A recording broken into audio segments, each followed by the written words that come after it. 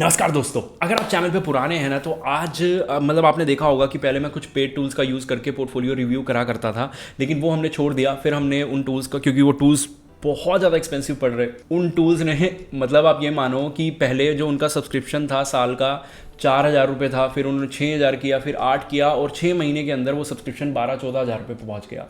तो हमें फिर वो वर्थ इट नहीं लगा, तो हमने उसको टूल को ना परचेज़ करना ही बेहतर समझा।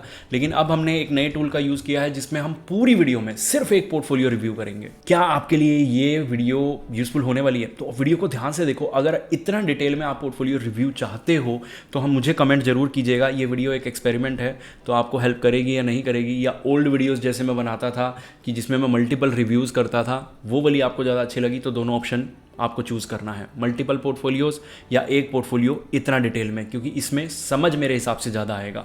वीडियो के अंदर चलते हैं और देखते हैं। यहाँ पे अगर मैं बात करूँ, watching your videos regularly learn a lot review my portfolio, current SIP 90,000 और 27,000 रुपये इन्होंने डाला हुआ है किसके अंदर, पराग पारिक के अंदर। अभी मैं अगर बात करूँ 30,000 इनका बनता है, ऑलमोस्ट 33%, तो इन्होंने 30% इसके अंदर डाला हुआ है। 11,500 और ये मिड कैप और स्मॉल कैप में दोनों में इन्होंने कॉम्बिनेशन बना रखे हैं।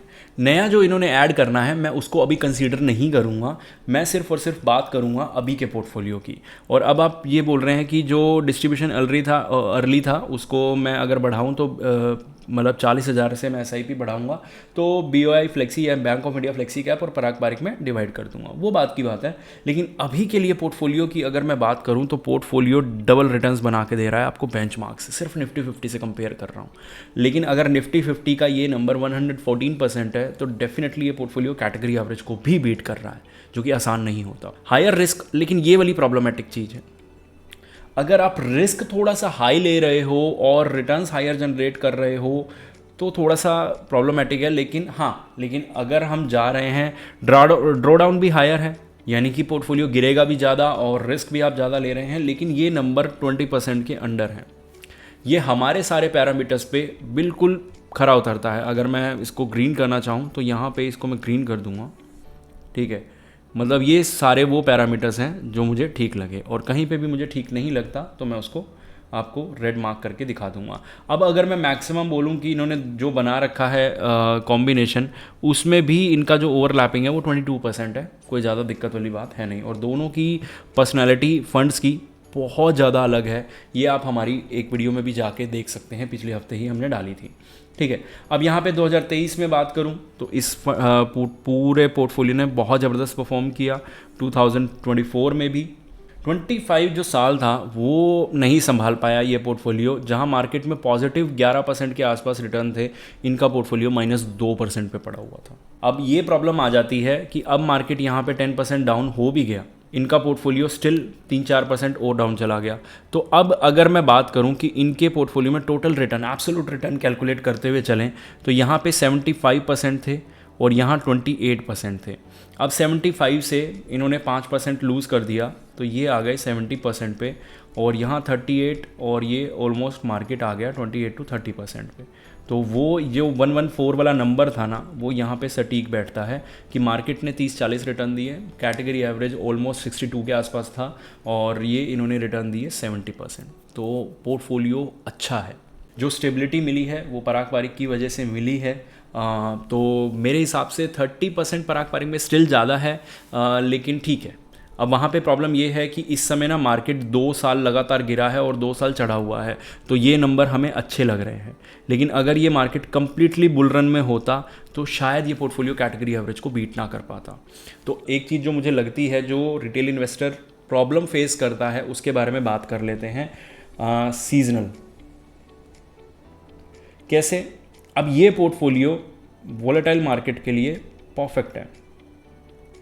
रिटर्न्स देने के मामले में 114 जनरेट कर रहा है, और रिस्क के मामले में सिर्फ और सिर्फ 15% ही ड्रॉ डाउन है या फिर हायर रिस्क ले रहा है।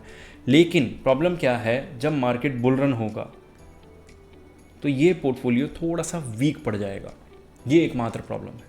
अब और आगे आने वाले समय में आने भी वाला है, आपको पता है ये प्रॉब्लम जब ख़त्म हो जाएगी, जो अभी आप सुन रहे हैं कि प्रॉब्लम आने वाली है, ये सब प्रॉब्लम मैं मानता हूँ कि 6 महीने 12 महीने में ये प्रॉब्लम ख़त्म हो जाती है, एक बार के लिए मान लेते हैं। तो उसके बाद बेशक 1 साल बाद आए, 1.25 साल बाद आए, बुल रन जो भी आएगा वो आपके पोर्टफोलियो को कहाँ से कहाँ ले जा सकता है। क्यों? क्योंकि आपने 1-1.5 साल चीप एनएवी भी बाय कर ली होगी और ऊपर से आपको पता होगा कि किस तरह से बुल रन में परफॉर्म करना है। अगर नहीं समझ आया तो स्क्रीन पे नंबर है, अपना एसआईपी अमाउंट ड्रॉप कीजिए। और ये पोर्टफोलियो रिव्यू के लिए नहीं है नंबर, ये पोर्टफोलियो मैनेजमेंट के लिए है। और अपना एसआईपी अमाउंट ड्रॉप करेंगे, हम कॉल करेंगे, मैं आपको समझाऊंगा। उसके बाद ही आप ये डिसाइड कर पाएंगे कि मैनेजमेंट आपके लिए है या नहीं, आपको एग्रेसिव जाना है या नहीं। अब वापस आता हूँ, ये इनका थोड़ा सा मैंने फाइनेंस को थोड़ा सा डिवाइड किया है। बैंक में 10% है, आईटी में 8% है, मिसलेनियस 6%, फार्मास्यूटिकल 4.5% और फाइनेंस में 3.84। अगर टोटल फाइनेंस करूँगा तो इनका पोर्टफोलियो भी 20-22% पे जाएगा ही जाएगा। ठीक है, थोड़ा सा और नीचे जाऊंगा तो पावर जनरेशन, केमिकल भी है लेकिन केमिकल 3% है, तो मैं मानता हूँ कि 4% से नीचे या 2% से नीचे कुछ खास होता नहीं है। लेकिन सारे 2% से ऊपर ये हैं जो इनके टॉप 10 सेक्टर्स आते हैं। ठीक है, bank, IT, miscellaneous, pharmaceutical, finance, power, chemical और कंस्ट्रक्शन, स्टील आयरन, टेलीकम्युनिकेशन। अब ये वीडियो अगर आपको डिटेल लगी, अच्छी लगी, तो प्लीज़ हमें कमेंट करके बताइएगा। हम इस तरह की वीडियोस बनाएंगे। नहीं तो अगर आपको मल्टीपल वीडियोस वाली अच्छी लगती है तो वो हमें बताइएगा। मिलते हैं अगली वीडियो में।